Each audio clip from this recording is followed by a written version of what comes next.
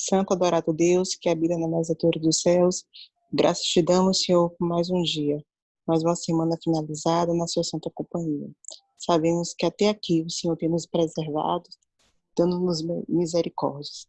Que possamos, nesses todos, estar vazios de nós, mas cheios do teu Espírito, para que possamos compreender a tua palavra. Fica com cada um de nós, nos abençoa, é o que te pedimos, em nome de Jesus Cristo. Amém. Amém. Amém. Obrigado, Giovana, por essa oração Nada. inicial. Uma boa noite a todos. Quem eu não cumprimentei ainda foi o seu Antônio. Eu tenho, então, hoje nós temos um grupo mais reduzido, 5 pessoas, mas a promessa de Deus é onde estiverem 2 ou 3 reunidos. Ele ali estaria. Nós já estamos mais do que no lucro, né? Então, vamos estudar a palavra de Deus, porque eu tenho certeza que seremos recompensados com conhecimento da vida eterna que nos aproxima dele.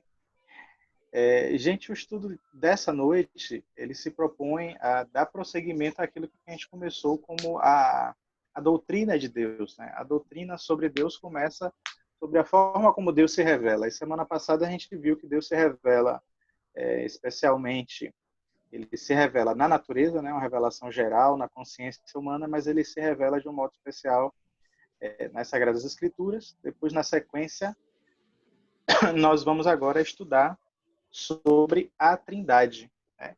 Então, esse conhecimento vai vir justamente dessa revelação especial de Deus nas Sagradas Escrituras. Lembrando que eu recomendo a vocês, quem quiser aprofundar o tema, obviamente nós temos aqui 30, 40 minutos juntos, a gente não pode esgotar um tema tão amplo, mas vocês têm à disposição esse livro em PDF na internet, Nisto Cremos, e ele é um guia muito seguro e bastante amplo sobre a palavra de Deus. Então, se você quiser, depois desse estudo, buscar mais informações, eu recomendo que você busque nesse livro. Eu vou novamente compartilhar a tela com vocês, porque tem os textos bíblicos, mas à medida que forem surgindo questões ou contribuições, vocês podem ficar à vontade para abrir o microfone e poder falar e perguntar também, tá bom? Fica combinado assim, tá joia? Eu vou compartilhar aqui a minha tela agora. Só em ti. Fechar o YouTube aberto. Pronto.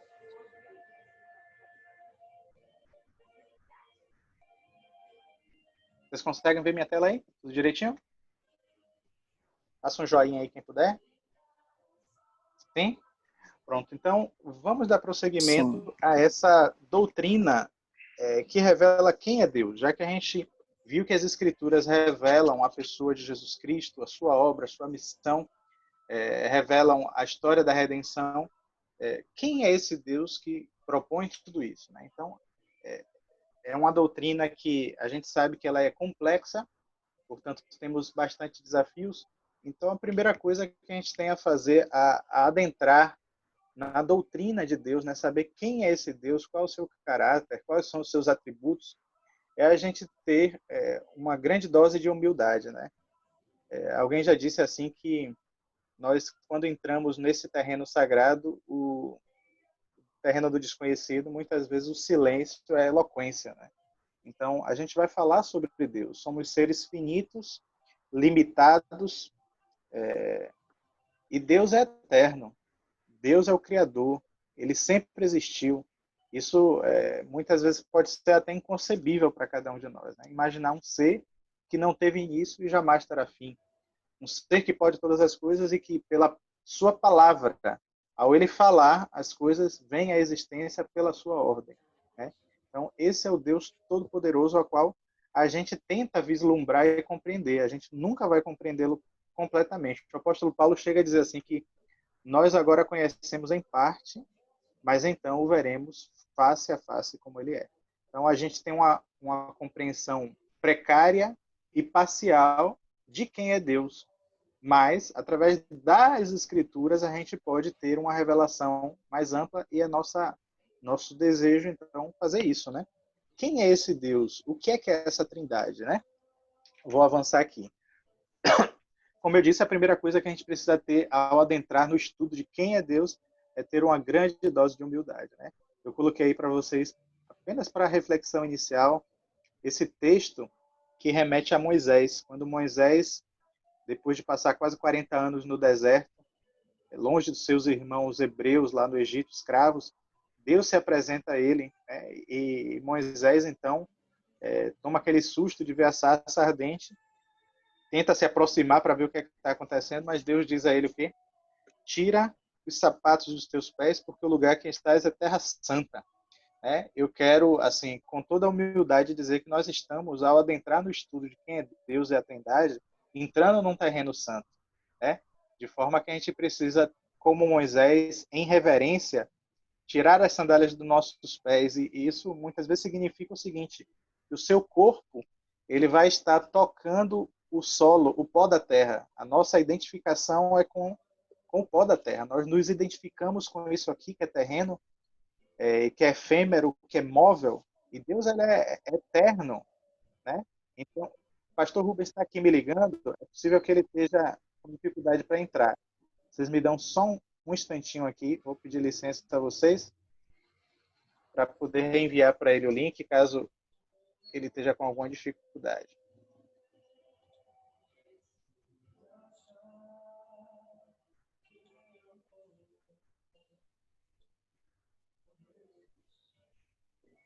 Prontinho. Tá. Desculpem a interferência, mas faz parte, né? É ao vivo, é isso mesmo. Deixa eu saudar Figueiredo também, irmão Adelmo, que acabou de entrar. Sejam bem-vindos. É uma alegria tê-los com a gente. Deixa eu liberar Boa aqui. noite também, um feliz sábado a todos. Feliz sábado, Figueiredo. Feliz sábado, Adelmo. O pastor está entrando aí também. Então, a gente precisa de uma grande dose de humildade, porque estamos entrando num terreno sagrado. Nosso conhecimento é limitado, como uma gota d'água, e Deus é um oceano, né? Então, precisamos entender que tudo que a gente possa falar sobre Deus, ele excede muito, né? O profeta Isaías chega a dizer o quê? Que os meus pensamentos estão acima, assim como as nuvens estão acima do céu, os meus pensamentos estão acima dos vossos pensamentos. Então, quando Moisés tentou conhecer a Deus, vocês devem conhecer essa história, ele pediu a Deus para ter um vislumbre da face de Deus, e aí Deus diz assim: olha, eu vou passar diante de você a minha bondade. Você depois pode conferir todo o texto lá em Êxodo 33 e 34. E aí quando Deus ele coloca Moisés na fenda de uma rocha e diz assim: eu vou passar diante da fenda rapidamente, vou colocar a minha mão e você vai ver passar a minha bondade. E aí depois a bondade de Deus se identifica com a sua glória, né? E o verso que eu coloquei na tela diz assim: acontecerá que quando a minha glória passar, portei numa fenda da penha e te cobrirei com a minha mão até que eu haja passado. E havendo eu tirado a minha mão, me verás pelas costas, mas a minha face não verá. De forma, irmãos, que tentar compreender a Deus é tentar compreender um mistério que para a nossa mente finita é inabarcável, né? Moisés tentou isso, mas Deus diz assim que era impossível. Nesse texto de Êxodo, Deus chega a dizer que nenhum homem pode viver a Deus e permanecer vivo, né?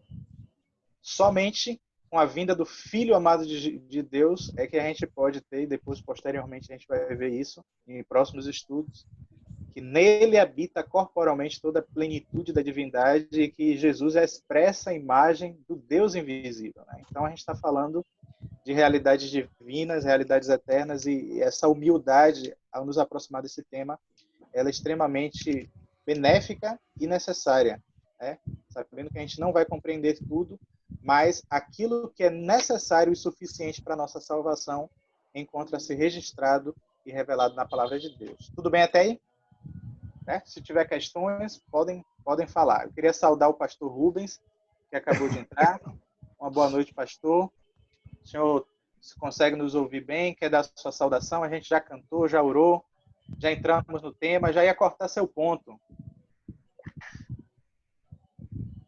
Tá nos ouvindo, pastor? Estou brincando aqui com ele.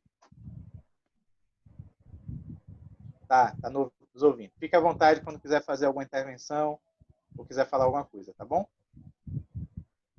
Figueiredo, tá liberado tá liberado seu microfone, viu? Fique à vontade. Meu amigo.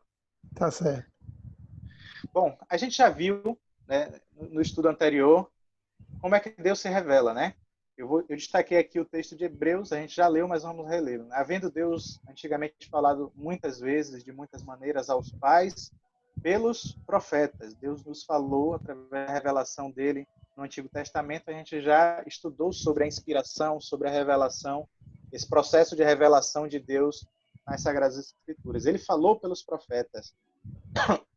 Mas mesmo aquilo que ele falou pelos profetas não é completamente suficiente para nós conhecermos quem é Deus. Quem é que o revelou completamente? Aí o texto segue dizendo: a nós nos falou nesses últimos dias pelo Filho, a quem constituiu o herdeiro de tudo, por quem fez também o mundo, o qual, sendo o resplendor da sua glória e a expressa imagem da sua pessoa. Né? Isso aqui é muito profundo, é tema para que você possa registrar e meditar em sua casa sozinho. Se já nasceu no seu coração algumas vezes o desejo assim, eu queria ver a Deus, eu quero conhecer a Deus, a Bíblia tem a resposta para você. Você quer ver a Deus? Você olhe para a face de Jesus, olhe para a sua misericórdia, pelo seu amor, pelo trato com o ser humano, pela sua abnegação ao deixar a sua glória e vir aqui e morrer. Então, esse é Deus. É o Deus que se fez carne e habitou entre nós. E o texto segue dizendo que ele sustenta todas as coisas pela palavra do poder, havendo feito por si mesmo a purificação dos nossos pecados, assentou-se à destra da majestade nas alturas. Então, esse texto aqui ele já nos dá uma revelação do caráter de Deus Pai, do Deus Filho, embora não fale do Espírito Santo expressamente, mas a gente vai ver aqui nesse estudo dessa noite que, tanto no plano da redenção, do resgate da raça humana, quanto na criação do mundo, quanto na encarnação, toda a Trindade, ou seja, Deus Pai, Filho e Espírito Santo estiveram reunidos e atuando. Um único Deus que se manifesta em três pessoas distintas, mas igualmente eternas, da mesma substância. Certo? Ô Jackson, Primeira coisa que eu... Por favor, Figueiredo, fale, fique à vontade. Nessa passagem bíblica que você colocou aí, né? Havendo Deus falado antigamente pelos profetas e nos últimos dias ela falou através do seu Filho, aí nos dá uma certeza de que a Bíblia, ela não apenas ela afirma, ou seja, ela não prova a existência de Deus, ela afirma a existência de Deus. Deus existe. Então, aí nos dá logo uma clareza de que a Bíblia ela não é escrita para provar a existência de Deus. Ela afirma a existência de Deus. Deus existe. Muito oportuno. Só uma pergunta. Por favor, Giovana, pode falar. Rapidinho, só uma pergunta. Então, no céu serão, no caso, 3 pessoas. Veremos, então, 3 pessoas com a personalidade só. Isso? Pronto. Eu vou resgatar aqui, dizendo que a gente fala assim com toda a humildade, dentro daquilo que está na revelação. A gente não tem um texto bíblico específico dizendo que veremos 3 pessoas, até porque a Bíblia diz assim, olha, Deus é espírito, importa que seus adoradores o adorem em espírito e em verdade. A gente conhece a Deus através do Deus encarnado que habitou entre nós. Mas antes da sua encarnação, como era a existência de Cristo corpórea? Isso é um mistério. A gente está diante de mistérios assim que são insondáveis. Não quer dizer que ele não tem um corpo de outro tipo. E o Deus Pai também. E o Deus Espírito. A gente conhece através dos símbolos que o Novo Testamento nos traz, né? Como uma pomba na ocasião do batismo de Jesus, como línguas de fogo na ocasião do Pentecostes, como um vento. Mas a gente entende aqui que a gente está tratando de personalidade. E eu vou tratar isso mais adiante, da personalidade do Espírito Santo. Mas quanto à forma como a gente vai ver no céu, a gente não tem exata certeza. Mas a gente só tem certeza de que existem 3 pessoas distintas e eternas que atuam no plano da redenção. Pode falar, Figueiredo. Agora, de uma coisa é certa. Você falou aí e falou muito bem. Agora, de uma coisa é certa. Jesus Cristo assumiu a forma humana. Isso. E ele subiu ao céu da mesma forma como ele assumiu a forma humana aqui na Terra, quer dizer, em corpo. Aí já dá pra gente Separar ter, para sempre essa humanidade, né? Seu corpo. então aí já dá para a gente ter alguma noção, não afirmando que serão 3 pessoas, uma, 2, 3, tal, mas nós já damos para ver aí que Jesus Cristo, ele, quando ascendeu ao céu, ele ascendeu, não é? Na condição, não é na condição de homem, mas com a forma corpórea. Se o pastor quiser também fazer alguma contribuição, fique à vontade. Lembrando que no Apocalipse a gente tem um registro muito interessante que talvez responda parcialmente à pergunta de Giovana, né? Que diz que veremos ali o trono de Deus De e o Deus, trono do Cordeiro, né? Então a gente tem ali o trono de Deus e do Cordeiro, ou seja, Deus Pai e Deus Filho estarão ali em tronos como símbolos de governo, da sua autoridade, do seu poder.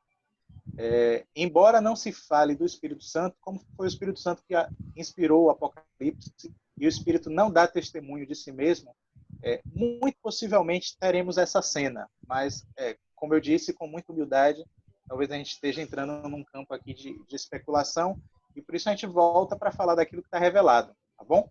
Então, Tá bom. a gente tem aqui essa forma como Deus se revelou Oi, pelos o som tá profetas. muito ruim aqui. Seu áudio está ruim, pastor? Não, eu tô ouvindo com dificuldade. Agora melhorou. Não sei se... Bom, Vou manter o respondendo a microfone aqui pergunta. mais... Vou manter o microfone aqui mais próximo. O senhor ouviu a pergunta de Giovana ou quer falar alguma contribuição já de início? Sim. São 3 pessoas. Então, vamos ver 3 pessoas no céu? Sim. Porque as 3 fazem parte do plano da salvação. Tudo é a partir dos 3. Nós temos citações na Bíblia que indicam exatamente isso. O próprio Apocalipse. Se você pegar o Apocalipse logo no comecinho, nós temos um tipo de saudação dado pelas 3 pessoas. Embora esteja em forma simbólica, a linguagem simbólica, mas é uma referência direta das 3 pessoas. Está no capítulo 1, versículo 4. Essa expressão, ela se repete em todas as epístolas praticamente. Nas epístolas de Paulo, geralmente ele coloca graça e paz da parte de Deus, Pai e do Senhor Jesus Cristo. São 2 pessoas distintas, claras aí. Paulo. E por que Paulo deixa de fora o Espírito Santo? Porque no pensamento de Paulo, o Espírito Santo está sempre com a igreja. A comunhão dele é sempre com a igreja. E parece que João partiu um pouco desse pensamento de Paulo, mas existem diferenças. Quando você vai para 1 Pedro, também apóstolo de Cristo aí, são os 3 principais apóstolos de Cristo. Então, o apóstolo Pedro, ele começa a sua epístola falando exatamente dos 3. Né? E essa declaração de Pedro, para mim, é importante, porque ele coloca a função de cada um também, o trabalho de cada um. O versículo 2 diz assim: eleitos, nós, a igreja, segundo a presciência de Deus Pai. Quando a Bíblia usa essa expressão Deus Pai, já infere que existe um outro Deus. É Deus Filho e Deus Espírito Santo, como a Bíblia vai deixar mais claro. Se existisse somente Deus Pai e não existisse outras pessoas na divindade, então não precisaria dessa especificação. Então, Deus Pai é geralmente para falar de Deus como Pai, o Pai eterno. Então, Deus Pai, em santificação do Espírito, olha o Espírito aí, ó. Então, Deus Pai elegeu, o Espírito Santo santifica. E termina dizendo, para a obediência e aspersão do sangue de Jesus Cristo. Ou seja, a Trindade aparece aqui. Aí vem o quê? Graça e paz vos sejam multiplicadas. Então, isso aí se repete muito na Bíblia. Eu estou citando esse contexto aqui para poder ir para o Apocalipse capítulo 1, verso 4, que diz assim, olha. João, as 7 igrejas que se encontram na Ásia. Ele vai escrever para as 7 igrejas que se encontram na Ásia. Aí ele começa. Graça e paz a vós outros. De quem? Ele diz, da parte daquele que era e que há de vir. No Apocalipse você vai notar que isso é uma referência ao Deus Pai. Ele era, ele é e ele há de vir. Então, aqui a saudação, graça e paz, vem da parte de quem? Do Deus Pai. Aí a mesma expressão da parte de, agora é usada para quem? Para o Espírito Santo. Da parte dos 7 espíritos que se acham diante do seu trono. Então, essa expressão 7 espíritos é uma expressão simbólica para falar da plenitude do Espírito Santo. 7 significa pleno, plenitude. Então, a saudação vem da parte daquele que era, que é e que há de vir, no caso o Pai, e vem da parte dos 7 espíritos, no caso o Espírito Santo. Esses 7 espíritos é a plenitude do Espírito Santo. Isso aparece em Isaías capítulo 11. Se você pegar Isaías capítulo 11, só para poder entender essa diversidade aí das pessoas na divindade, então você conta exatamente a plenitude do Espírito Santo lá, em Isaías capítulo 11. Eu estou abrindo esse parênteses aqui para você entender o que significa a expressão 7 espíritos. Falando de Jesus, é dito assim, ó, do tronco de Jessé sairá um rebento, e das suas raízes um renovo. Repousará sobre ele, primeiro, o Espírito do Senhor, o Espírito de Jeová. Ou seja, segundo, o Espírito de sabedoria. Terceiro, de entendimento. Quarto, o Espírito de conselho. Quinto, de fortaleza. Sexto, o Espírito de conhecimento. E sétimo, de temor do Senhor. Então, essas sete características aqui, são 7, para falar da plenitude do Espírito Santo sobre Jesus. Essa palavra plenitude do Espírito Santo, ela aparece lá em São João, capítulo 3, onde João diz claramente que Deus não dá o Espírito por medida para Jesus, ou seja, Jesus recebeu a plenitude do Espírito Santo. Então, aqui tem da parte, no caso de Deus Pai, e da parte do Espírito Santo. E o versículo 5 termina dizendo, e da parte de Jesus Cristo, a fiel testemunha. Ou seja, o primogênito dos mortos e o soberano dos reis da terra. Então, esse versículo 4 e 5 aqui do Apocalipse, para mim, ele é a chave. Porque ele está saudando, João está saudando a igreja com graça e paz. Mas essa graça e paz que Paulo coloca muitas vezes lá nas suas epístolas, e Pedro também fala da Trindade, João repete aqui a Trindade mais uma vez. Então, são 3 pessoas, sim. Quando a Bíblia vai falar da forma de Deus, interessante que a palavra é a palavra morfê. Quando vai falar de Jesus na sua forma de homem, a palavra é a palavra esquema. E quando vai falar da forma do Espírito Santo, a palavra é reida. Tu vai mexer com isso, Jackson? Senão eu nem toco. Não, pode prosseguir, pode concluir a sua explanação. Tá, então a palavra morfê, quando diz assim que Jesus existia em forma de Deus, a palavra morfê é para falar de forma essencial. A essência do Pai é a essência do Filho e nós cremos que também é a essência do Espírito Santo. Senão não seria Deus. Quando vai falar de Jesus Cristo na sua forma humana, embora a sua forma humana seja plena, ele é completamente homem, mas veja, a palavra é esquema, para dizer o quê? Que ele adotou essa forma humana. Ele é 100% Deus e é 100% homem.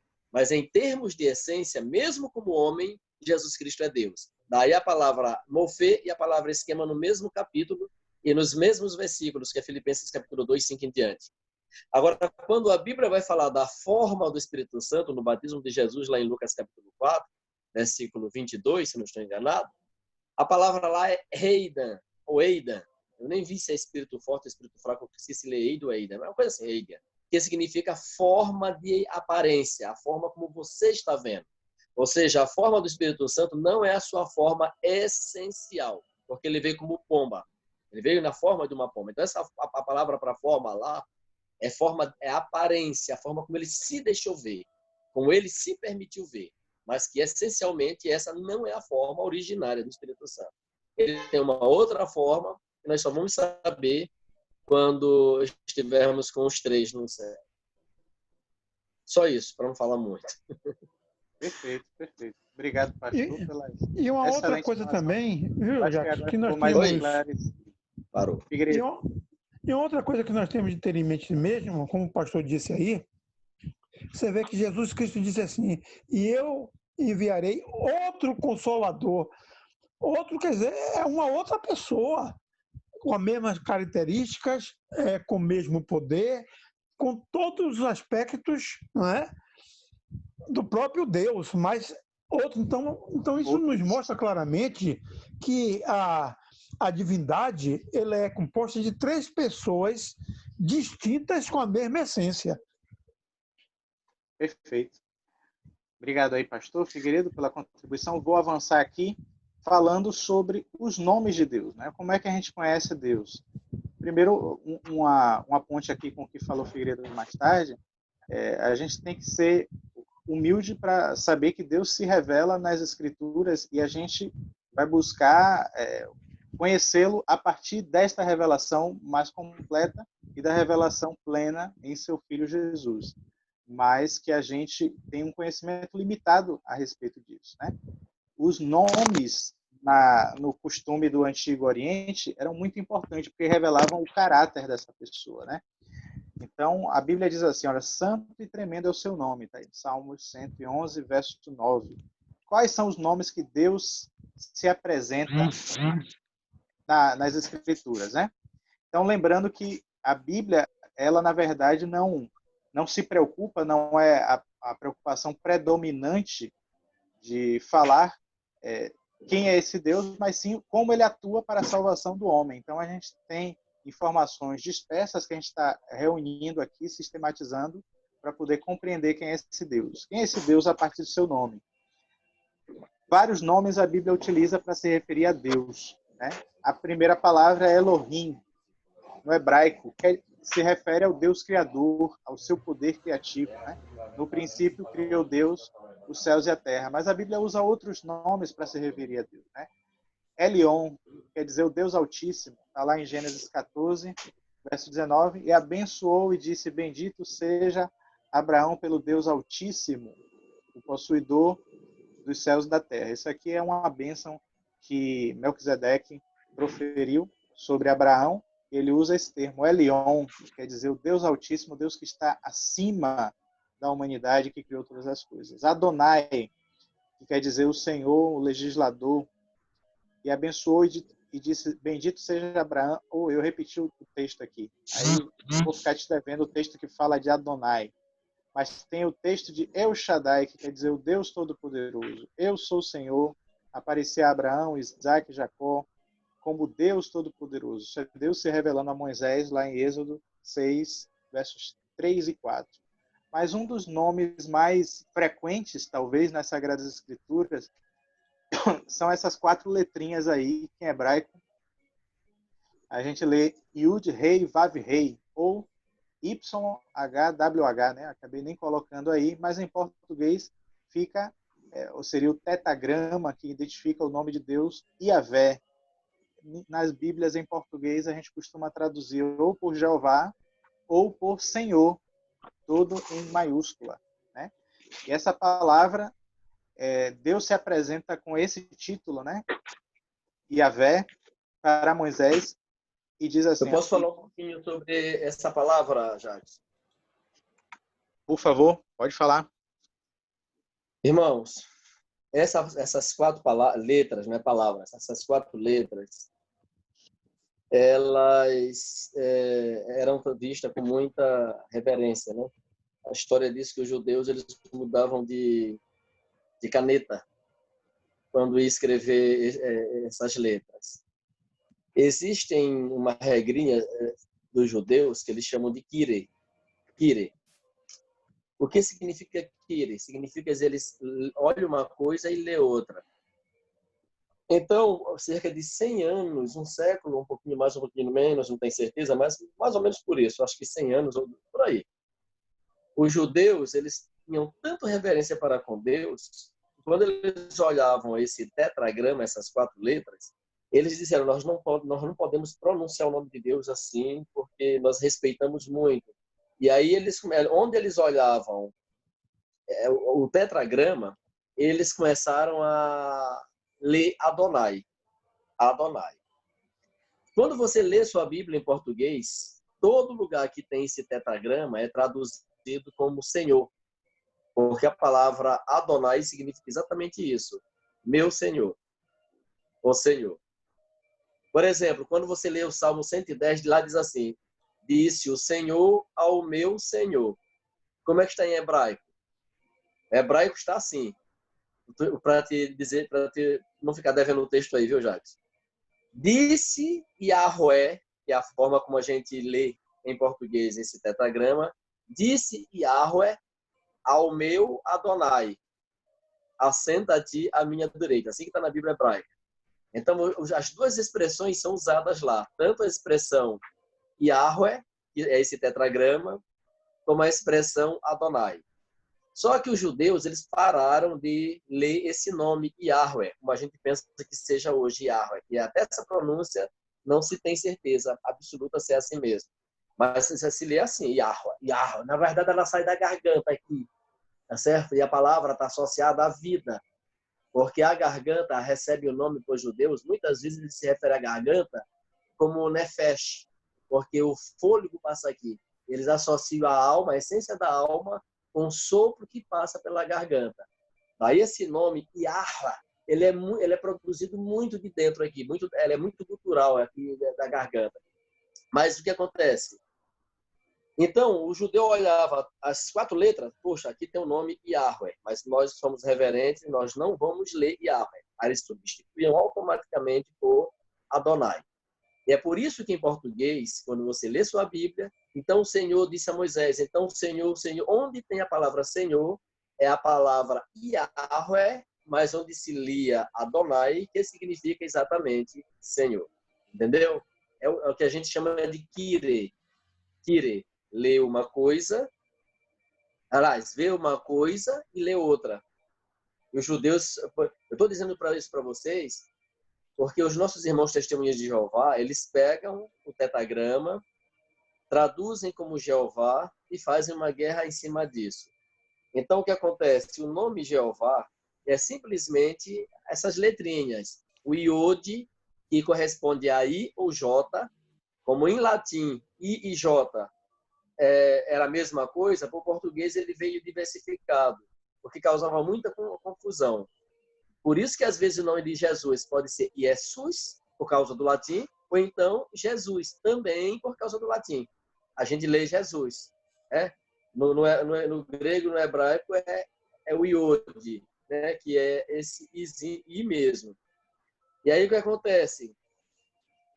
O I, ou J em português, né? Que é o Iode, o H, o Vav, que corresponde ao W ou V, e o último H.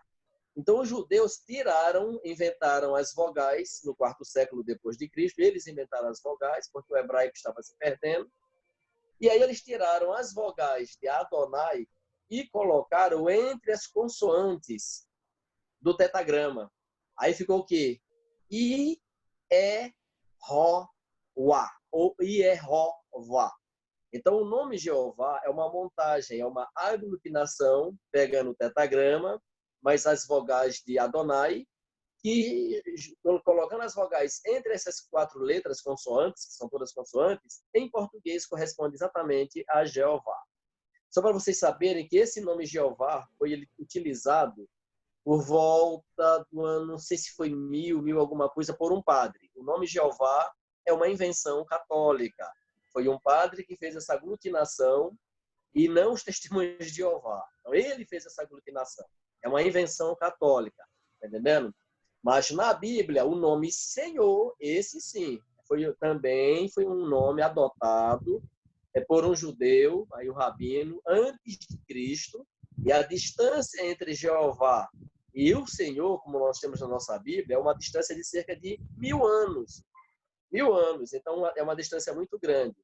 Eu estou dizendo isso aqui para vocês entenderem que é a questão da importância do nome.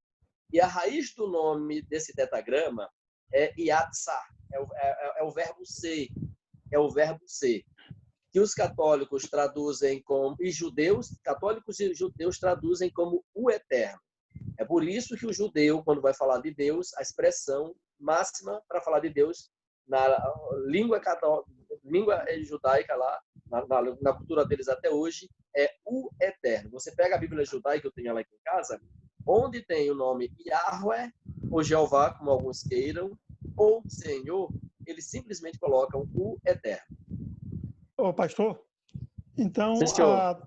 a transliteração de Yahvé, Javé ou Jeová, ela então está escrito pelas as quatro letras, que, como o senhor disse aí, Y, H, WH.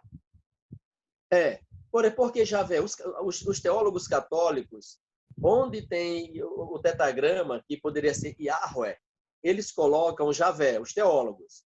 Agora, quando o senhor vai para a Bíblia de Jerusalém, para mim é a Bíblia mais fiel que tem, que é católica essa Bíblia. Então, se o senhor pegar a Bíblia de Jerusalém, está escrito lá, literalmente, Yahweh, exatamente como os judeus fizeram. Ok. Perfeito. Essas explicações técnicas, gramaticais, a gente fica feliz em ter a presença do pastor aqui, que aprofunda muito mais, nos dá uma compreensão realmente mais profunda do que de quem é Deus, do seu caráter, revelado aí através desse nome, né? Vou compartilhar de novo a minha tela e, como eu disse para vocês, muitas vezes os escritores bíblicos, eles vão se preocupar muito mais em descrever quem qual é essa atividade de Deus, do que sistematizar quem é Ele, né? Então, quem é Deus? O que é que ele opera conforme as Escrituras? As Escrituras começam revelando que Ele é o Deus Criador, né? Então, o que é que Deus faz? Ele cria, é um Deus poderoso, aquele que, com o poder da sua palavra, Ele diz e tudo vem à existência, né? Gênesis 1:1 nos diz que no princípio criou Deus os céus e a terra, que era sem forma e vazia, e disse Deus. Essa palavra "e disse Deus", ela é muito significativa porque revela o poder criador de Deus através da sua palavra, né? E essa palavra que foi agora entregue a cada um de nós, né? Através das Sagradas Escrituras foi preservada essa palavra que cria as coisas, ela pode também recriar, inclusive, né, a nossa vida a partir da meditação, leitura da mesma e entrega completa a Jesus. Mas a Bíblia também revela Deus como sustentador do mundo. Ele não apenas o criou como um relojoeiro que deu corda e abandonou a sua criação para andar por si mesmo, mas a Bíblia revela um Deus não apenas que cria, mas que também sustenta e mantém a sua criação. Então, isso é muito importante a gente pensar, que os planetas permanecem em sua órbita não por uma simples lei impessoal, mas é porque Deus assim o quer, né? As coisas continuam caindo para baixo porque assim Deus quer. Então, as leis que Deus instituiu, Ele também mantém.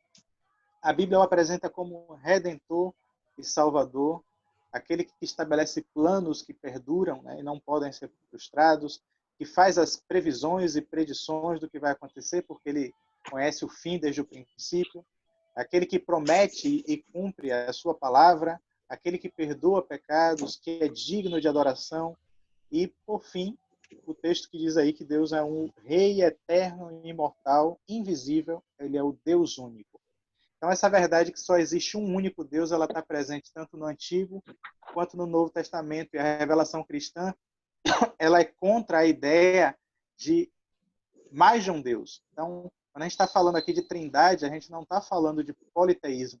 É muito importante a gente ter isso bastante claro, que a gente não está falando de três deuses.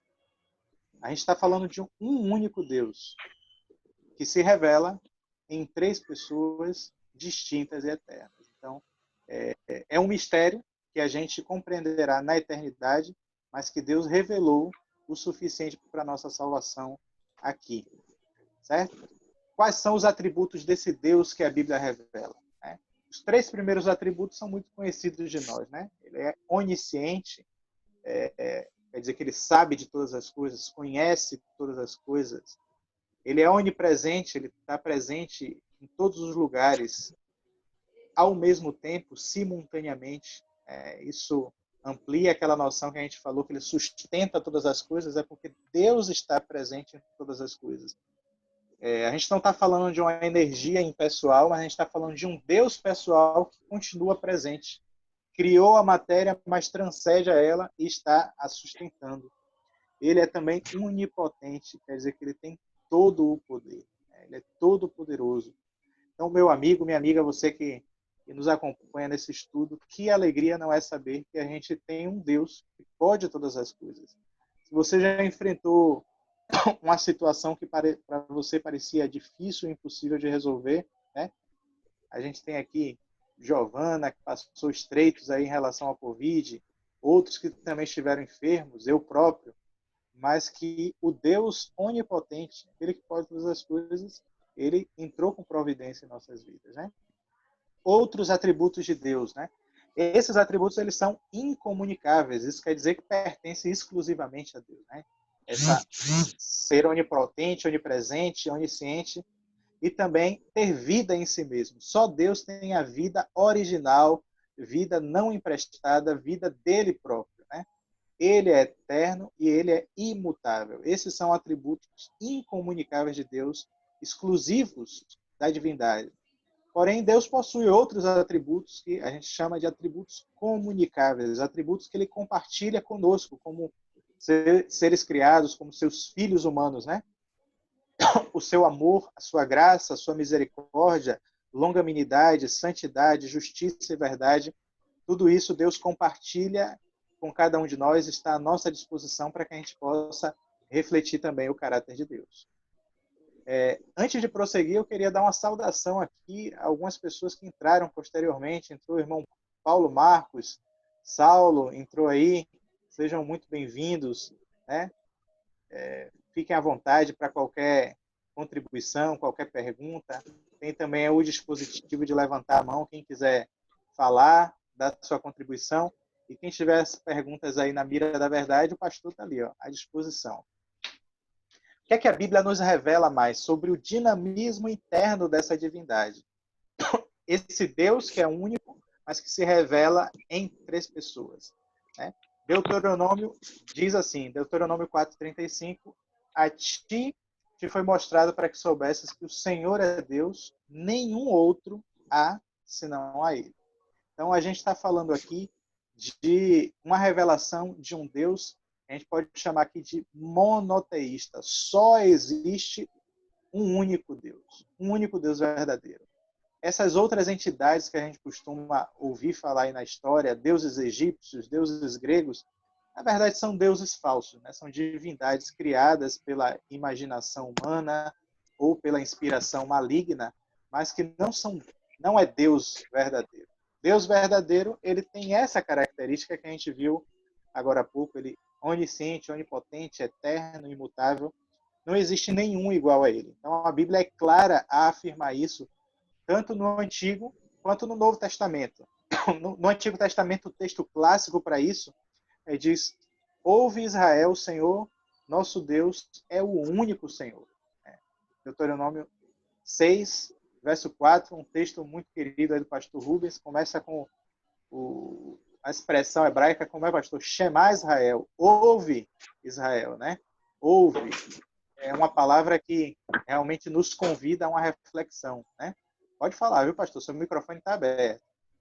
Está aqui, ó, o livro aqui, ó, com o nome de Deus aqui, ó, em hebraico. Não sei se dá de ver.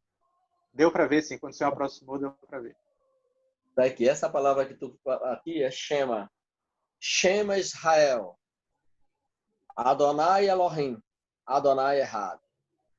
Então, isso aí é o chavão do judeu. Shema Israel. Aí você tem aqui em hebraico, olha o nome de Deus em hebraico, como é que é aqui, ó. As quatro letras aqui, ó. Esse aqui, eu estou com o dedo aqui, ó. É? Então, aqui nós temos aqui o iodzinho, aqui tá certo? O Ré, o Vav e o Ré. São quatro letrinhas aqui. A gente chama de tetagrama. Isso aqui, não tem, você olha, você não lê nada. O judeu pegava, olhava, bom, isso aqui é o nome de Deus, eu vou começar a chamar agora de Adonai.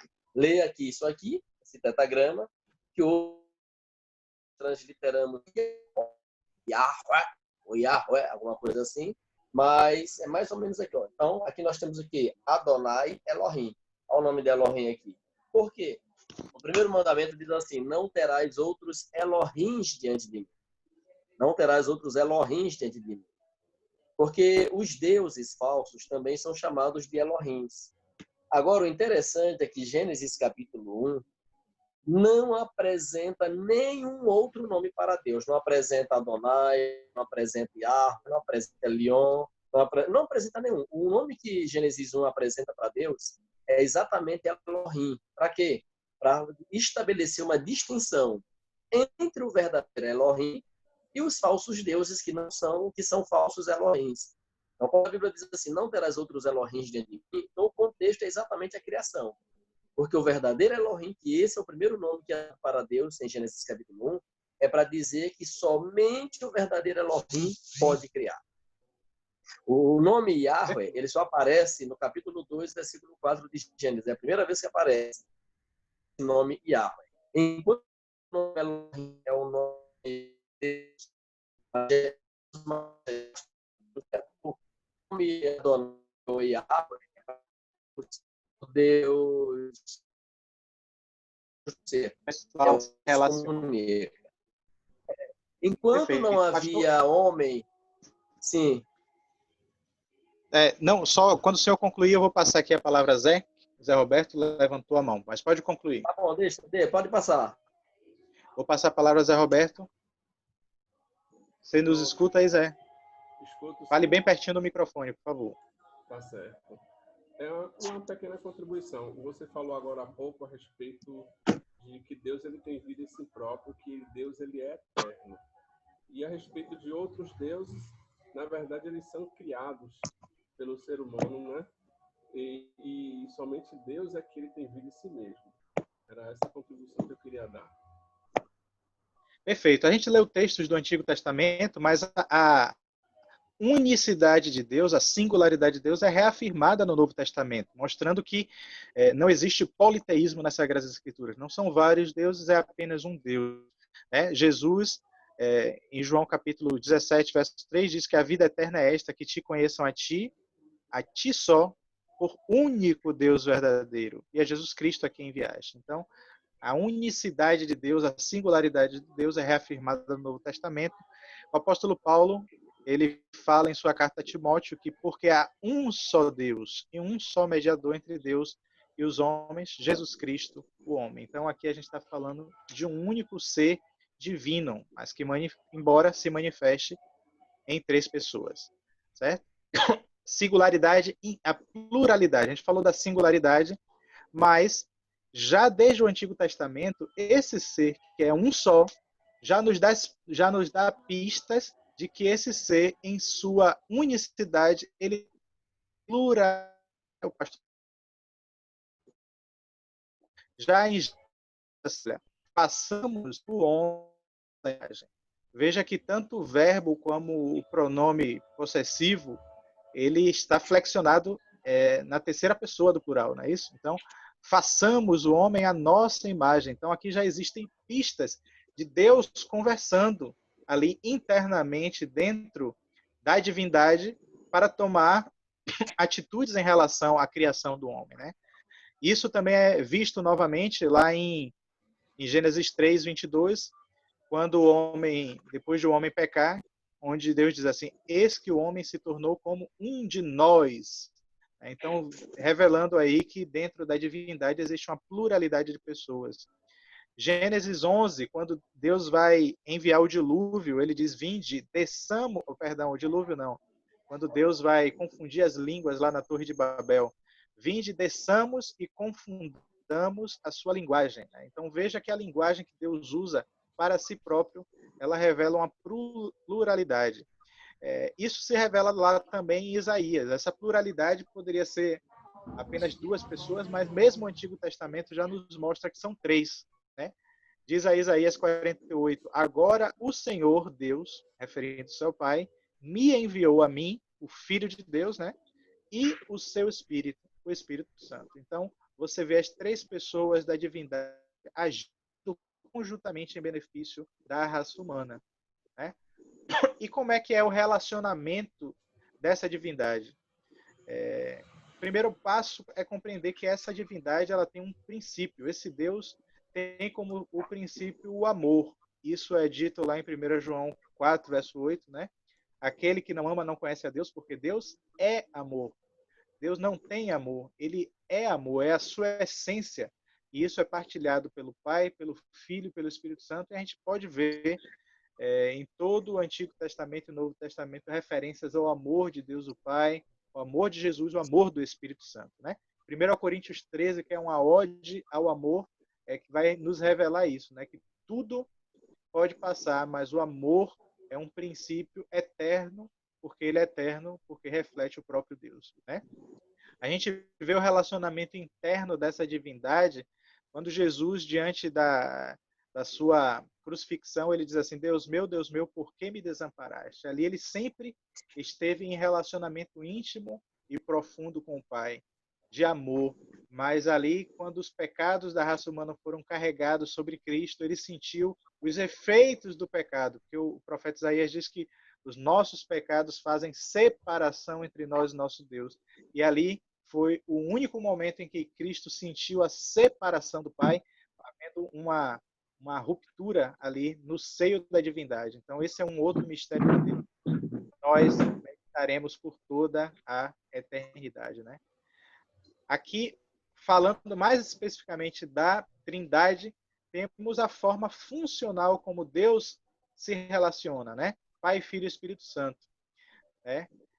Respondendo ao anjo, o anjo disse-lhe, descerá sobre ti o Espírito Santo e a virtude do Altíssimo te cobrirá com a sua sombra e por isso também o santo que de ti é de nascer será chamado Filho de Deus.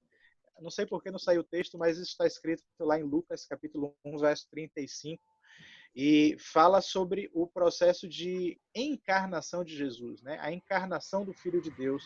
Veja que nesse processo de encarnação, toda a divindade colaborou, estava ali, atuando para a salvação da raça humana, né? O Espírito Santo cobrirá, né? E o poder do Altíssimo, né, te cobrirá. Aí tem o Santo, que se refere a Jesus, e ele será chamado Filho de Deus. Então você tem Pai, Filho e Espírito Santo aí representados e atuando na encarnação de Jesus.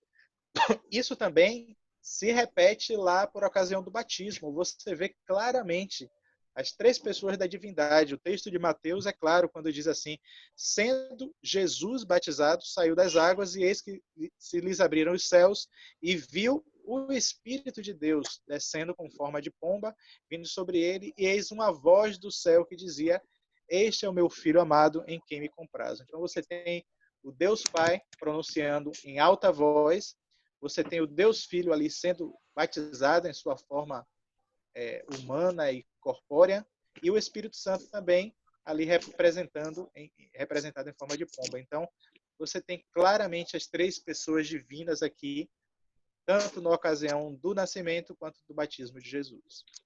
Certo? Só avançando aqui, o Espírito Santo, ele é dito, o irmão Figueiredo falou isso agora há pouco, né? Quando Jesus diz assim, eu rogarei ao Pai e ele vos enviará um outro consolador, um conselheiro, um ajudador, né?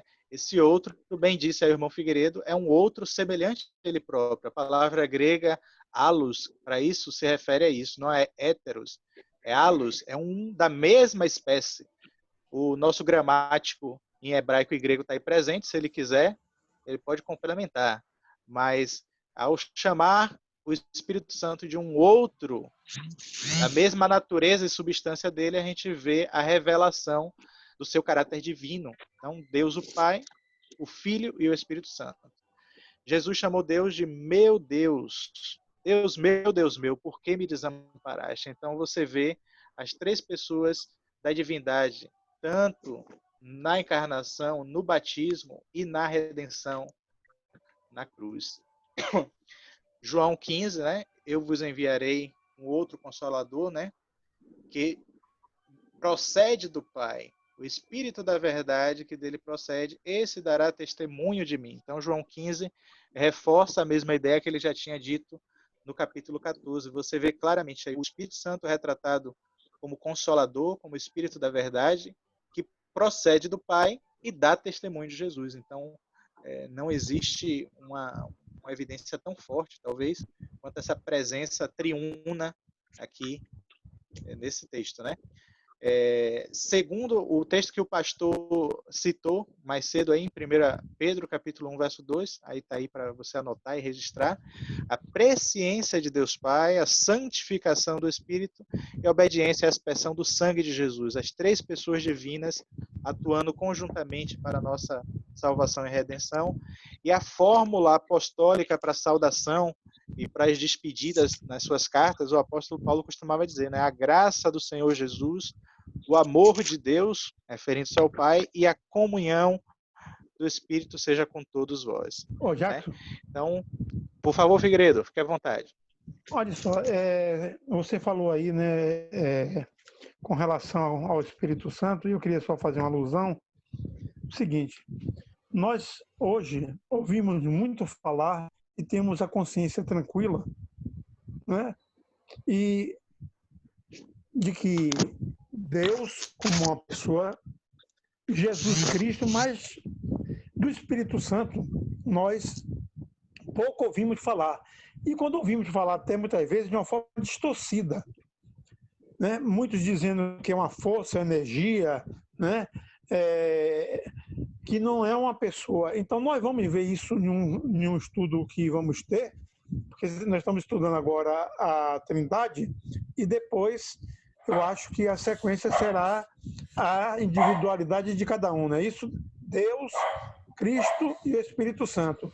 Então, nós vamos ver que, na verdade, o Espírito Santo é uma pessoa também.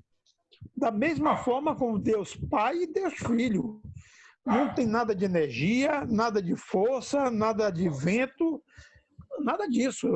Né? Isso é uma forma completamente absurda, né? E de reduzir ou rebaixar a pessoa do Espírito Santo. Eu queria só fazer essa alusão para que nós possamos ter isso em mente, né? Perfeitamente, muito bem colocado, Figueiredo. É justamente isso que a gente vai, nesse estudo, com a graça de Deus, se Deus nos permitir, nos próximos encontros, dar prosseguimento. A ideia aqui foi lançar, primeiramente, a base, né, a estrutura da revelação, que foi a palavra de Deus, e desse Deus que se revela que é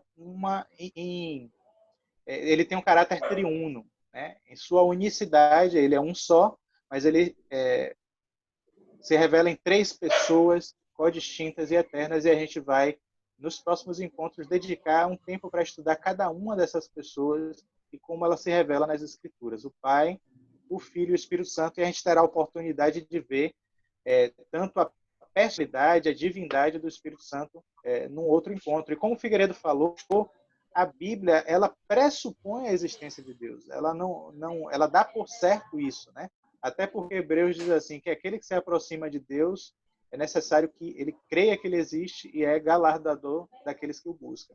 A gente já fez aqui no primeiro encontro, falamos sobre Deus e o coronavírus, meio que uma defesa, né, das evidências da existência de Deus. Então a gente deixou isso por assentado, mas a Bíblia pressupõe a existência de Deus e a partir disso revela a sua atuação na história. Né? Mas eu queria passar a palavra aqui para o meu amigo Anderson Fábio, que levantou a mão. Se seu som estiver ativado, você já pode falar, Anderson. Veja se está me escutando bem. Perfeito, alto e claro. Pastor, quando eu tinha na base dos meus 15, 16 anos assim, eu ia muito para a Igreja Assembleia de Deus com a minha mãe. E lá, quando o pastor fazia o culto e tal, as pessoas começavam a falar em outras línguas que realmente eu não entendia nada o que se falavam. O senhor sabe me informar se é o Espírito Santo, o que acontece para as pessoas falarem de outras línguas que não deu para entender nada? Sim, a gente vai tratar sobre os dons do Espírito Santo num estudo à parte e a gente terá a oportunidade de falar. Um dos dons do Espírito Santo está revelado lá em 1 Coríntios, capítulo 12, capítulo 14. Você vai encontrar textos que falam de dons do Espírito Santo, dons de cura, dons de pregação, vários dons. A lista é muito grande. E um desses dons é o dom de línguas.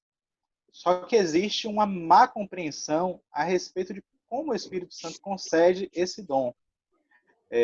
Nós temos uma interpretação bíblica quanto a isso que diverge da maioria dessas igrejas evangélicas e principalmente dessas igrejas pentecostais. Eu não queria dar para você uma resposta aqui superficial, e se você me permite, eu quero desafiar você a permanecer no estudo, para quando a gente tratar sobre o Espírito Santo e os dons que ele concede à igreja e como se manifesta, a gente poder desenvolver melhor. Porque se eu aqui te der uma resposta, ela vai ser bastante resumida. Mas o que é que eu falo para você? Dá uma pesquisada. Atos capítulo 2 é a primeira vez que esse dom ele é manifestado. Quando é que ele é manifestado? Quando os discípulos, Jesus, depois de ressuscitar, ele diz aos discípulos que permaneçam em Jerusalém até receberem o Espírito Santo. Ok? Então, Atos capítulo 1 e capítulo 2 mostra esse fenômeno. Quando o Espírito Santo chega aos discípulos, habilita-os para pregar. E manifesta-se isso através do dom de línguas. E o texto é claro em dizer que ali, naquela ocasião, existiam gente de todas as localidades da Ásia, da Frígia, da Panfilha, de Roma. E você sabe que a língua natural dos judeus era o hebraico. E ali, naquele momento, Deus reverteu aquela confusão de línguas que foi ocasionada lá em Gênesis 11, na Torre de Babel. Então, Deus operou um milagre ali. As línguas que antes eram confundidas passaram a ser, e era uma barreira para a comunicação do evangelho. Naquele momento, Deus miraculosamente operou nos discípulos, rompendo essa barreira. Então, foi um dom dado por Deus para romper barreiras e fazer o evangelho alcançar as pessoas. Isso não tem nada a ver com o dom que a gente vê hoje manifestado, onde tem palavras ininteligíveis. Ali cada um entendeu no seu próprio idioma. Então, eu vou deixar com você esses textos aqui, de Atos capítulo 2, 1 Coríntios capítulo 12, capítulo 14, para você ir pesquisando, mas tem muito mais informação sobre a manifestação do dom de línguas, certo?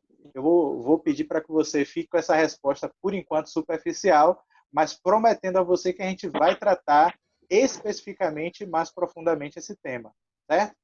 Tá ok, tá, obrigado. Você chateia comigo se eu deixar nesse ponto aqui? Não, tá tudo bem. Eu já anotei aqui e eu já vou dar uma pesquisada aqui, porque temos que aprofundar na palavra do Senhor.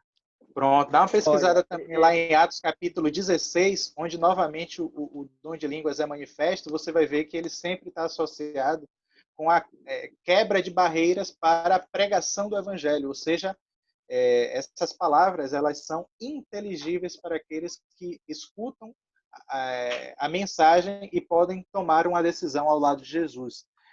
O dom bíblico de línguas, a pista que eu te dou é que ele está associado à compreensão do evangelho, então dificilmente teria algo a ver com algo que ninguém pode entender. Mas, por enquanto, eu vou deixar para você nesse ponto, e as razões bíblicas e desdobramento para isso a gente vai ver oportunamente. Eu não sei se Figueiredo... Peraí, que teve mais alguém aqui que levantou a mão. Foi o meu amigo Saulo. Foi isso? Saulo, ativa o seu som. Pronto. Tá ouvindo? Bem? Na verdade, vou até deixar a seu critério, Jacques. Eu queria dar uma contribuição sobre essa questão do Espírito Santo, sobre a questão da física no mundo. Na questão na minha área, um pouco mais de números aí, da matemática. Se você achar oportuno, na hora que você achar que melhor cabe, você pode falar comigo, eu gostaria de comentar. A gente não tá ouvindo, Jackson, você. Tá desligada. Perdão. Meu áudio estava desligado. Não sei se estavam me ouvindo antes. Não sei se o Anderson me ouviu. Ouviu. A hora que eu estava falando com o Anderson, eu estava ouvindo meu áudio, não foi? Isso, então tá. foi só depois de mim. Acho que foi na hora que eu fui ativar o seu e desativei o meu. Pronto. Mas, sim, Saulo, pode prosseguir sua explicação. Vamos lá. Ah, tá. Cabe agora, então? Beleza. Sim, por favor. Não, eu quero falar sobre essa questão da Trindade na criação de Deus, né? Na ciência, principalmente na área do criacionismo, que a gente acredita, tem um termo que a gente usa que é complexidade irredutível, que significa que é uma coisa para surgir precisa da outra necessariamente para coexistir. Quando você tira uma, essa outra coisa deixa de existir automaticamente, porque ela não tem uma função por si própria. Só que na ciência geral, e que, pelo que a gente conhece, alguns cientistas não aceitam essa questão do criacionismo. Só que existe um consenso entre eles sobre o seguinte, sobre o universo. Para o universo existir, ele precisa necessariamente existir junto com o espaço, a matéria e o tempo. Esses três juntos precisam existir instantaneamente, ao mesmo tempo e junto. Por quê? Se eu tenho a matéria, mas eu não tenho o espaço, aonde eu coloco essa matéria? E se eu tenho a matéria, tenho espaço, mas não tenho o tempo, quando eu coloco essa matéria? Ou seja, essas três coisas precisam existir simultaneamente, a gente chama de contínuo, né? É um termo um pouco usado. Só que aí é o que vem interessante, é o seguinte, lá na palavra de Deus, em Gênesis 1:1, a primeira coisa que tem lá é: no princípio criou Deus os céus e a terra. Olha só. No princípio, tempo, criou Deus os céus, espaço, e a terra, matéria. A trindade cria uma trindade. E o interessante é, essas três coisas, que é a matéria, tempo e espaço, precisam existir simultaneamente, igualmente à trindade de Deus. Elas precisam existir simultaneamente juntas. Só que não para aí, né? O mais interessante é que não para aí.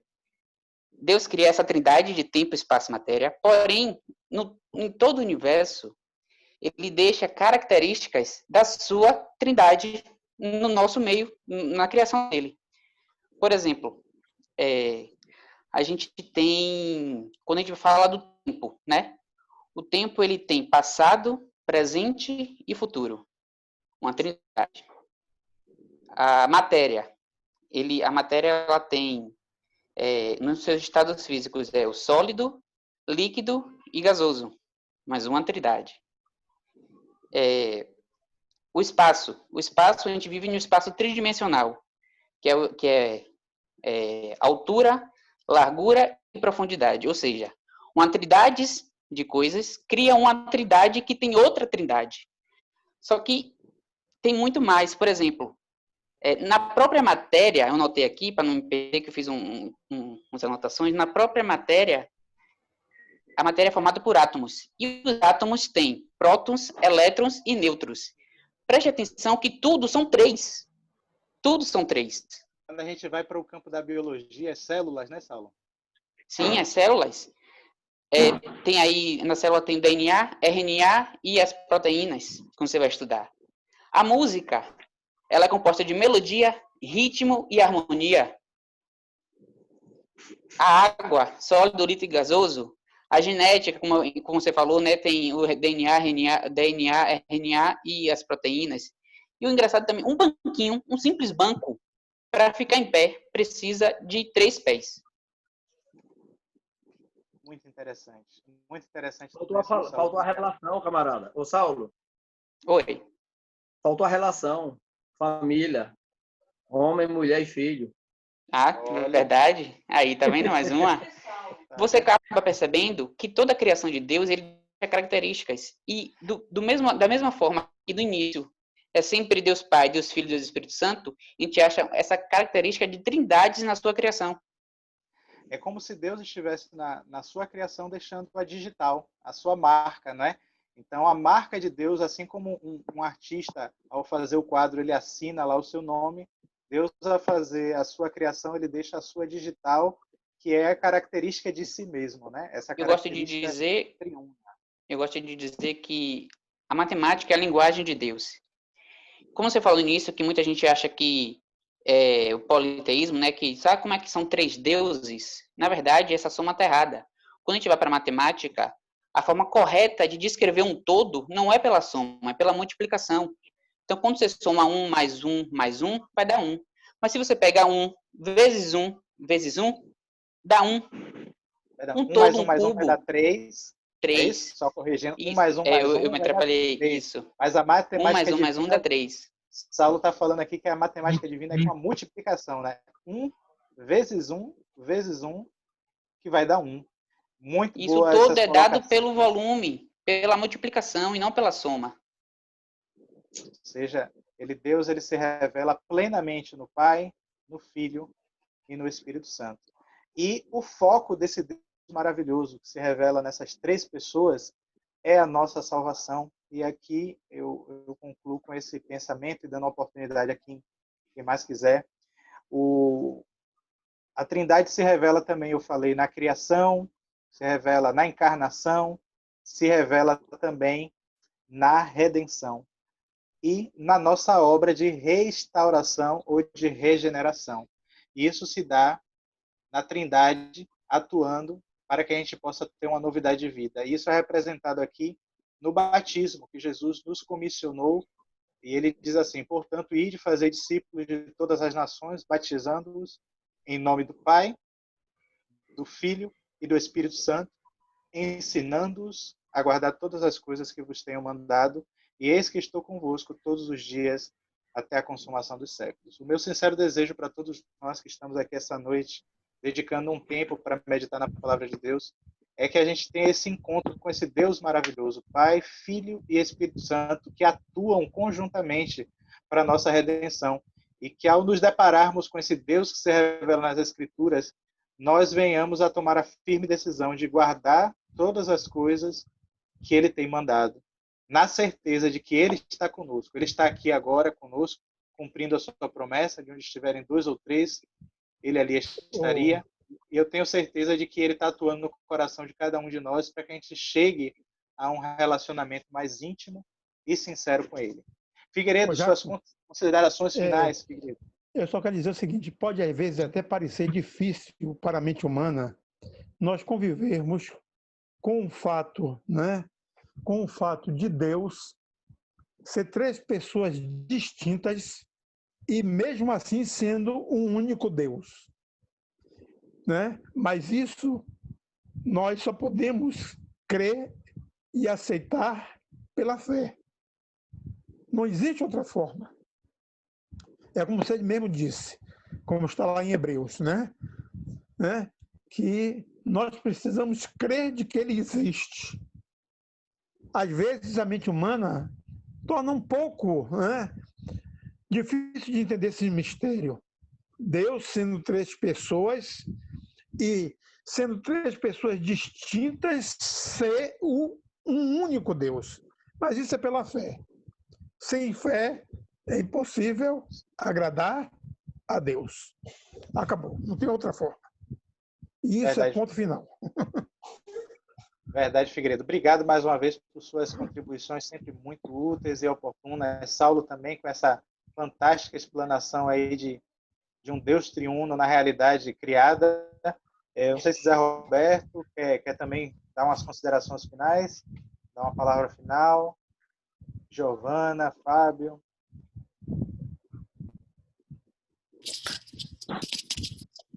Para mim tá tudo explicadinho, tudo perfeito. Posso fazer uma prova, Giovana, para ver? Ai, meu Deus. Vamos fazer a prova dos 9. Mas tudo bem. Que bom que está ficando esclarecido. A nossa intenção aqui é contribuir nesse seu processo de conhecimento, né? Zé Roberto, por favor, pode falar. No início, eu perdi a oportunidade de ouvir Giovana orar. Então, isso... Amém. Zé, seu microfone está baixo. Realmente o microfone de Zé está baixo, mas ele está te abusando aqui, Figueiredo. Está dizendo que você entrou tarde, não viu Giovana fazendo a oração inicial. E também eu quero dizer o seguinte, que eu já queria propor que Giovana pudesse ser a oradora do grupo. Gostei muito da oração e da participação. Já está feito o convite. Né? Então, tá certo. Pronto. E eu quero só dizer também o seguinte ao nosso irmão e amigo Anderson, que ele pesquisa um pouquinho nesses textos que Jackson deixou aí para ele, que no momento do estudo ele vai ter a compreensão muito clara com referência ao dom de línguas, né? E ele vai entender claramente o que a Bíblia ensina sobre isso. Então, ok, vou estudar aqui. Obrigado. Estudo, viu? Pastor, quer fazer as considerações finais antes da oração? Gente, eu queria dizer que o pastor Rubens vai estar viajando amanhã cedinho, né? E vai passar alguns dias fora de Salvador, aí visitando a mãe dele. Então, vocês, nas suas orações particulares, lembrem dele, da sua família, que Deus abençoe e acompanhe a sua viagem, viu, pastor, amanhã. Jackson. Zé, quer falar, Zé? Certo? Rubens a multiplicação de 1, de 2, ou 3 ou 4 Rubem. Nosso pastor é Rubem. Eu sempre erro o nome dele, mas ele não liga não, que ele me chama também de tanto nome aí diferente. Só de reitor. Pastor, quer fazer suas considerações finais? Gente, falar sobre Deus é sempre um desafio. A melhor pessoa que falou sobre Deus foi Jesus Cristo, né? E quando Jesus Cristo falou sobre Deus, ele usou declarações que foram assim assustadoras para os seus ouvintes. Por exemplo, ninguém conhece o Pai senão o Filho, e ninguém conhece o Filho senão o Pai. Isso aí, na forma grega, está nos seus termos absolutos. Quando Jesus Cristo diz ninguém, é ninguém mesmo. Outra declaração absoluta de Jesus Cristo: ninguém jamais viu a Deus, mas o Deus unigênito que está no seio do Pai é quem o revelou. Então, essa citação, juntamente com outras de Ellen White, vai nos dizer que a revelação do Deus que tivemos no Antigo Testamento foi de Jesus Cristo. Moisés viu a Jesus. O Pai ele não viu. Não foi visto por ninguém. Em São João 5, capítulo, acho que 37, até deixar aberto aqui, João 5, 37, Jesus Cristo diz claramente: jamais tendes ouvido a sua voz, nem visto a sua forma. Então é um texto aí que fala também que nunca ninguém viu a Deus, né? Nunca ninguém viu a Deus. E o pastor Marcos de Benedicto, na meditação que ele escreveu, ele fala um pouquinho sobre os anjos como sendo a forma tangível de Deus. E é por isso que existe no Antigo Testamento o chamado anjo do concerto, que Ellen White diz claramente que é Jesus. E os teólogos também dizem que é Jesus. Porque o anjo do concerto que sempre apareceu para Josué, apareceu para Moisés, lá em Êxodo 3, e ele disse: eu sou o que sou, ou seja, o ser eterno, lá, o tetragrama. E esse anjo ele desaparece no Novo Testamento, porque ele agora, entendemos, ele aparece como Cristo. E o Marcos de Benedicto ele costuma dizer que os anjos são uma forma tangível de Deus. Eles ficam entre nós, criaturas materiais, né? E Deus, o intangível. Deus é intangível. Deus é intangível. Agora, Deus se deixa tocar, se deixa achar, quando mediante a revelação. Martim Lutero ele costumava dizer o seguinte: o homem usa máscara para se esconder, Deus usa máscara para se revelar. E Martim Lutero também disse: Deus, mesmo quando se revela, ainda continua escondido. E aí ele fazia uma distinção entre o Deus revelatus e o Deus abscôndito. Então, com isso ele quer dizer o quê? Que Deus está longe da nossa alçada. Deus é impossível entrar. Deus ele é um mistério para quem vive com ele, que são os anjos. Deus é uma incógnita para quem convive com ele aí já há muito tempo, que são os anjos. Deus é o único ser no universo que consegue ser um e consegue ser múltiplo. Ele consegue ser uma unidade e ele consegue ser também uma pluralidade. Só Deus consegue isso em todo o universo. Ninguém além de Deus tem essa proeza. Quanto ao caráter, um só. Quanto à personalidade, nós não sabemos. Alguns acreditam que a personalidade é a mesma. Isso aí pode nos levar ao risco da monotonia na divindade. E não existe monotonia na divindade. Então, existem, na minha opinião, muitas pluralidades em Deus que nós ainda estamos para conhecer. Tá certo? Mas tudo tendo como base o que? A sua essência. Uma única divindade. Na pessoa do Pai, do Filho e do Espírito Santo. Mas nós teremos a eternidade, diz Ellen White. E ela disse que ao transcursar os anos da eternidade, nós vamos cada vez mais admirar esse Deus maravilhoso. Amém. Obrigado, pastor, por esse encerramento tão bonito. bonito, tão inspirador, que cada um de nós possamos buscar ter um relacionamento íntimo e sincero com esse Deus. Giovana levantou a mão, quer dar uma palavrinha, Giovana? Eu quero rapidinho, só para complementar o que o pastor falou, que não teve nenhuma outra pessoa que falasse tão bem de Deus quanto o próprio Jesus, não é isso? E é verdade. Lendo hoje o livro, que eu sempre estou lendo, o livro O Desejado de Todas as Nações, tem uma parte que fala assim, né? Que Deus, pregando no templo, falou, né? Eu vim exatamente para isso, para honrar e glorificar o teu nome. Ele estava falando de Deus. E o céu se abriu e falou. Eu já o glorifiquei e glorificarei novamente. Então, assim, a gente testifica realmente que Deus é o único e que o melhor de quem falou de Deus foi o próprio Jesus, que também é Deus. Era isso que eu queria falar. Perfeito, Giovana. É justamente isso. Viu? Quando Jesus diz assim, eu enviarei outro Consolador, geralmente a nossa ênfase está na palavra outro, mas a ênfase tem que ser dada não ao outro, mas ao Consolador. O termo Consolador, Parácletos, grego, infelizmente nós não temos tradução em português. Não existe tradução. Quando Jesus Cristo diz assim, eu vos enviarei a palavra Consolador, o ponto de referência dela é o próprio Jesus. Jesus está dizendo assim, eu sou um Consolador e eu vou enviar um outro Consolador. Então, o termo Paráclito é primeiramente usado para Jesus. E depois esse termo Paráclito é usado por Jesus para o Espírito Santo.